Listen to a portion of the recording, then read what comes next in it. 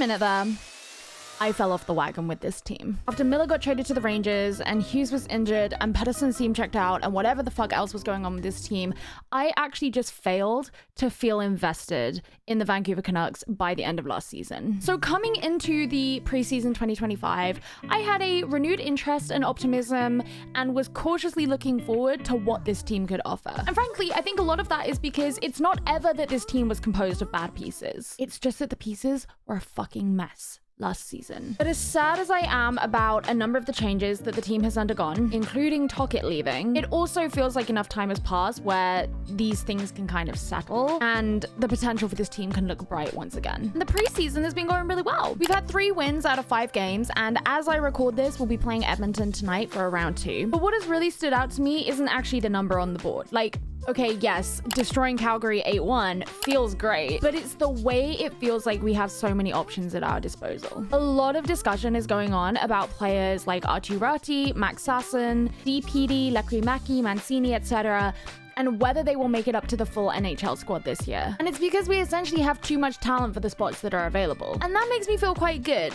It feels like we have quite a healthy pool of potential and that we're not so top heavy that we only rely on the success of one star player. Don't get me wrong, I do think that the presence of a certain Quinn Hughes will be a huge influencer of the Vancouver Canucks success, but we're also cooking below the surface here. And not just that, but it seems like a lot of the uncertainty and impediment at the top of this team last year kind of just isn't so much of a problem now. They say Demko is healthy, and I am choosing to believe them. And with that belief comes a renewed faith in our potential for consistency in the goaltending department. And I honestly don't think they would have extended his contract if they didn't believe that either. Retaining Brock Besser just ensures that our first line has an undeniably solid, consistent, reliable goal scorer on the wing. And Pettersson honestly looked more like himself against Calgary than he had for the entire of 2025 up to this point. But I think an almost overlooked factor here that these things have improved, like Demko's health, Besser's contract, Pettersson's consistency, whatever it may be, not only just are great improvements in and of themselves, but it's also going to improve the sense of security and rapport that are amongst that core of the team. There is going to be far less doubt in the back of everyone's minds as to whether or not certain keystones are just going to fall out of the structure of this team. And the fact that this top core of players have, for the most part, been playing together for a really long time means that there's this strengthened, established sense of trust and understanding between them all. I mean, Besser, Pettersson, and Hughes are close anyway, and then you've got people like Tyler Myers, Connor Garland, who can be thrown into that too. So we have simultaneously been able to keep a very well-bonded core together while also alleviating all of the concerns that were amongst that core last season. So I don't think that can be underrated as a performance factor. That, combined with pretty good depth both on the offense and the blue line, make me feel a lot more satisfied with the state of the team. It is too early, of course, to decide whether or not Adam Foote is going to be able to coach them to where we want them to be, but I think he has a much better set of circumstances to work with than Tocchet did last year. And I don't really blame Tocchet for leaving, especially not when the alternative was returning to his home team. But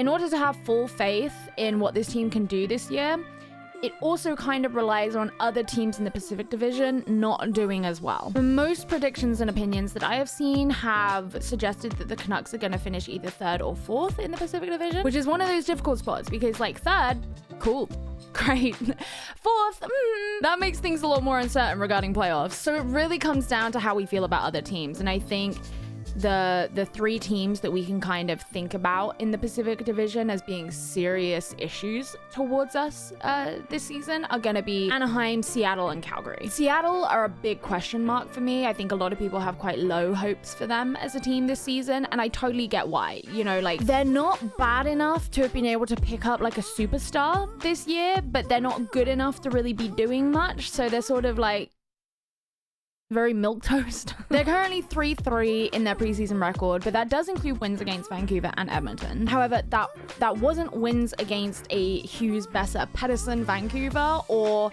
a McDavid, Draisaitl, Edmonton. So whether or not it counts, I don't really think so. Anaheim, however, I think they look a lot more exciting as a team. I think with the change in their coaching, and then you have players like Chris Kreider, Beckett Seneca, Ryan Poehling, it makes them just feel a lot more three-dimensional, to be honest. They've had a slew of wins across their preseason thus far, although the Kings may have been their only high-level opponent in that time. And then Calgary, I don't actually know. I am reluctant to believe that they're better than Vancouver this year, but I don't know how much of that is bias that's kind of influencing that belief. They did beat Vancouver by 6 points in the 2024 to 2025 season. However, that is also taking into account the fact that Vancouver got 90 points in the situation they were in. They've beaten the Kraken twice this preseason, but every other team they face, they've lost to at least once.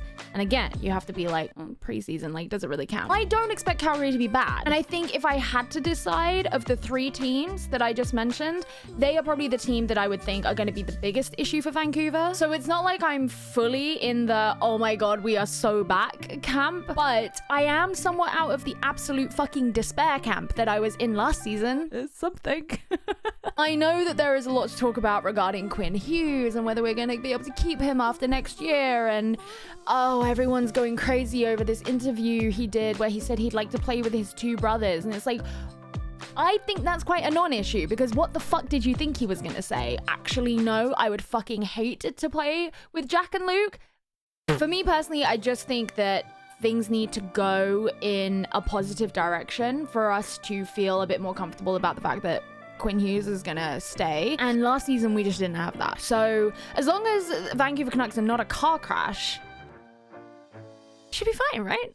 I'm just so happy to feel excited about it again, because truly I surprised myself with how much I checked out of the NHL after about February, March-ish this year because of everything that was going on. And I haven't kept it a secret that I am a big JT Miller fan and I wanted JT Miller to stay.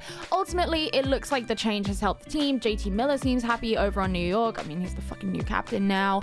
And he seems to be on a team that really meshes with like his way of, you know, his MO, like the way that he has leadership, the way that he plays, and they really want to be this like fuck you, no bullshit team. And that's pretty much paraphrasing exactly what they have said. So it seems to have been better for everyone. I am still gutted about it, and I'm wondering if there's still time for me to grab a JT Miller number 9 jersey. Vancouver Canucks.